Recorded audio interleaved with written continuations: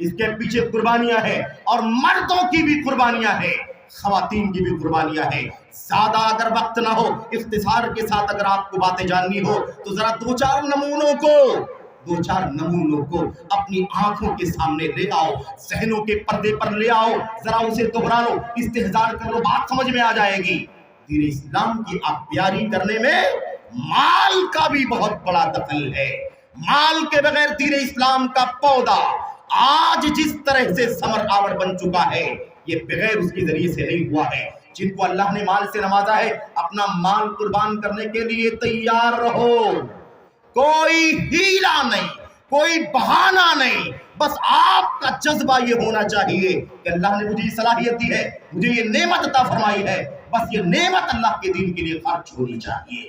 اس کا صلہ دنیا میں نہ تلاش کرو، ذمہ داروں کی طرف سے نہ تلاش کرو، واہی میں نہ تلاش کرو، بلکہ اس کا صلہ اللہ کے حوالے کر دو۔ یاد ہے نا آپ کو مدینہ طیبہ میں اللہ کے نبی محمد رسول اللہ صلی اللہ علیہ وسلم کی مسجد کی تعمیر سے پہلے آپ نے بنو نجار سے کہا تھا، یا بنی نجار، اے قبیلے بنو نجار کے لوگوں، سامنونی علی حائطکم، یہ جو آپ کی زمین ہے، آپ کی جو زمین ہے، یہ زمین مجھے قیمت بتا دو، اس کی قیمت کتنی دینی ہے، میں اللہ کا گھر قائم کرنا چاہتا ہوں، میں مسجد نبوی کی تعمیر کرنا چاہتا ہوں، اور یہ مدینہ طیبہ کی پہلی مسجد میرے بھائیوں، اللہ کے نبی صلی اللہ علیہ وسلم نے فرما دیا، سامنونی علی حائطکم، قیمت بتاؤ کتنی قیمت آپ کو چاہیے، بس یہ زمین لینی ہے اللہ تبارک و تعالیٰ کے گھر کی تعمیر کے لیے۔ بنو نجار نے کیا جواب دیا تھا؟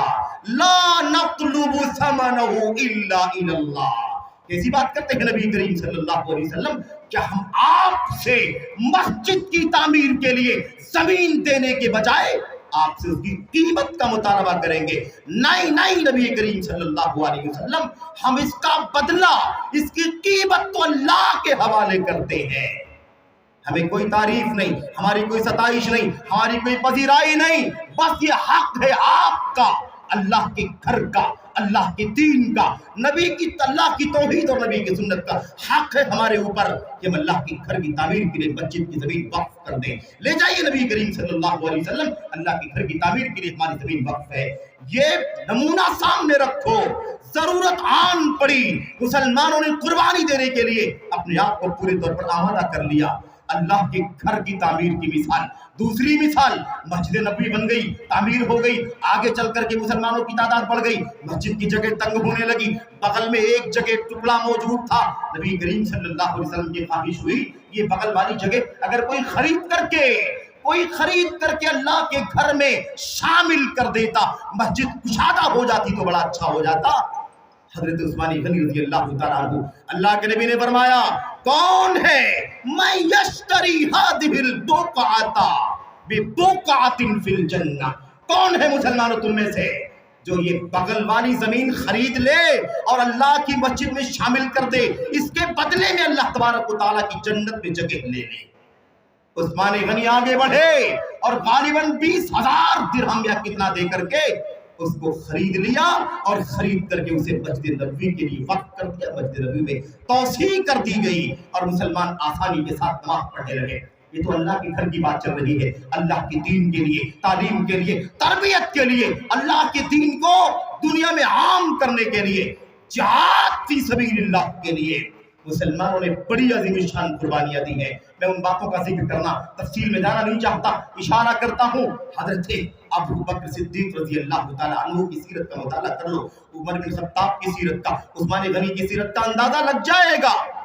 میرے بھائیوں، ہم نے 10 دیا 20 دیا، ہم سوچتے ہیں کہ اس کا کوئی صلہ، اس کا کوئی بدلہ یہاں مل جائے۔ نہیں میرے بھائیوں، اللہ کے فضل و کرم سے آپ چاہتے بھی نہیں ہیں، اور آپ کے دل میں ایسی کوئی چیز آنے بھی نہ پائے۔ وَفِي ذَلِكَ فَلْيَتَنَافَسِ الْمُتَنَافِسُونَ، اسی طرح کے کاموں میں لوگوں کو آگے بڑھنا چاہیے۔ سابقوا الی مغفرۃ من ربکم، اللہ کی مغفرت کی طرف آگے بڑھو، سبقت کرو، آگے جاؤ۔ مسلمانوں، یہ تمہارا عملی نمونہ ہونا چاہیے۔ آج میں اکثر و بیشتر یہ بات کرتا ہوں، میں دینداری دینداری دینداری अक्सर व बेशतर बात होती, फला बड़ा दीनदार आदमी, क्यों? इसलिए कि तहज्जुद पढ़ता है, इसलिए कि चेहरे पर दाढ़ी है, इसलिए कि बड़ी अच्छी बात करता है, इसलिए कि गाली गलौज नहीं देता। बिल्कुल ठीक है, लेकिन दीनदारी का असल माना क्या होता है? दीन के लिए अपनी सलाहियतों की कुर्बानी देने का जज्बा, ये असल दीनदारी है मेरे भाइयों। अपनी साथ में कोई नेकी का काम करना, अपनी साथ से ताल्लुक रखने वाली नेकी मशगूल रहना, ये दीनदारी का आबाद का दर्जा है।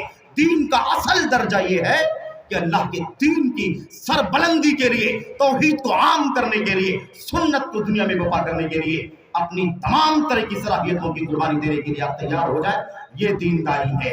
अबू बकर सिद्दीक, उमर बिन खत्ताब की कहानियां अबू बकर उमर बिन खत्ताब बयान करते हैं। अल्लाह के नबी अलैहिस्सलाम ने ऐलान कर दिया, अल्लाह की राह में जिहाद करना है, माल खर्च करो, माल खर्च करो। कहते हैं कि माल खर्च करने के लिए मैंने सोचा तो मेरे दिल में आया, इस मर्तबा तो मेरे पास बड़ा माल है, आज तो मैं अल्लाह की राह में माल खर्च करूंगा, अबू बकर सिद्दीक से आगे बढ़ जाऊंगा। आज अगर आगे ना बढ़ा तो इसके बाद पता नहीं इस कभी मौका मिले या ना आगे मौका मिले। कहते हैं मैं गया और आधा माल, पूरे घर में जो भी माल था, सोने चांदी के दिरहम दीनार के खजाने, उसको दो हिस्सों में तकसीम किया, आधा घर में रख दिया और आधा अल्लाह के नबी अलैहिस्सलाम की खिदमत में लेकर के आ गया। अल्लाह के नबी अलैहिस्सलाम ने देखा, आपने पूछा मा बक़ैत ली अहलिक, उमर बिन खत्ताब तुमने अपने बाल बच्चों के लिए क्या बाकी छोड़ा है? ये थैला तो बड़ा वजनी है, लेकिन बाल बच्चों के लिए क्या छोड़ा है? उन्होंने फरमाया मिस्लहु या रसूल अल्लाह, अल्लाह के रसूल जितना आपके पास लेकर के आया हूँ उतना ही अपने बाल बच्चों के लिए छोड़ के आया हूँ, यानी आधा ले आया हूँ और आधा छोड़ आया हूँ बाल बच्चों के लिए। बड़े खुश थे कि आप तो बड़ा खर्चा कर दिया। अबू बकर सिद्दीक रज़ी अल्लाह तआला अन्हु थोड़ी देर में आए और थैला लेकर के आए, अल्लाह के नबी की खिदमत में रखा। आपने पूछा मा बक़ैत ली अहलिक, अपने बाल बच्चों के लिए क्या छोड़ करके आए हो? अबू बकर सिद्दीक पूरा सारा सोना, सारा चांदी, दिरहम दीनार का सारा अंबार जमा किया, उठा के नबी अलैहिस्सलाम के पास लेकर के आ गए। पूछा क्या छोड़ करके आए हो बाल बच्चों के लिए? कहा अल्लाह के नबी सब ले आया हो, बाल बच्चों के लिए क्या छोड़ा है? कहा अबक़ैतु लहुमुल्लाह व रसूला, बाल बच्चों के लिए अल्लाह को उसके रसूल को छोड़ करके आया हूँ। मेरे भाइयों बड़े वाकयात हैं, तो तीन बातें मुझे अर्ज करना था। एक तो जमात अहले हदीस, जमीयत अहले हदीस, जमात अहले हदीस, मनहज अहले हदीस को समझो और कोई तुमको बरगलाने बहकाने में कामयाब ना होने पाए। दूसरा मसला, धोखा देने वाले साल, न जाने कैसे कैसे धोखा देने वाले आएंगे, बड़े बड़े धोखा देने वाले आएंगे। ये नुक्ता समझना था, आपके सामने हमने सरसरी तौर पर पेश कर दिया क्योंकि वक्त कम है। तीसरी बात, अल्लाह के दीन के लिए जब तक आप कुर्बानियां नहीं देंगे तब तक सही मानों में आप दीनदार नहीं हो सकते, सही मानों में आप अहले हदीस नहीं हो सकते। रिवायती तौर पर नहीं, अमली तौर पर प्रैक्टिकल मुसलमान सचमुच अहले हदीस होना चाहिए हमें, यानी हमें अल्लाह तबारक व तआला के दीन के लिए, मनहज अहले हदीस के लिए, इस मिशन के लिए, इस दस्तूर के लिए सारी कुर्बानियां देने के लिए तैयार रहना चाहिए। अल्लाह से दुआ करता हूं मैं कि अल्लाह अज़्ज़ व जल हमें और आपको इस मेयार पर, इस पैमाने पर उतरने की तौफीक अता फरमाए। अल्लाह अज़्ज़ व जल हमें सचमुच अहले हदीसियत का पासबान बनने की तौफीक अता फरमाए। अल्लाह ताला हमें जदीद फितनों से, धोखे से, धोखा देने वालों से अल्लाह तबारक व तआला हमें बचने की, बचाने की तौफीक अता फरमाए। तीसरी चीज, अल्लाह के दीन के लिए हर तरह की कुर्बानी, खास तौर पर माल की कुर्बानी देने की तौफीक अता फरमाए। आमीन रब्बिल आलमीन। सल्लल्लाहु अलैहि वसल्लम व बारक अला नबीना मुहम्मद व अला आलिहि व सहबिहि अजमईन। अस्सलामु अलैकुम व रहमतुल्लाहि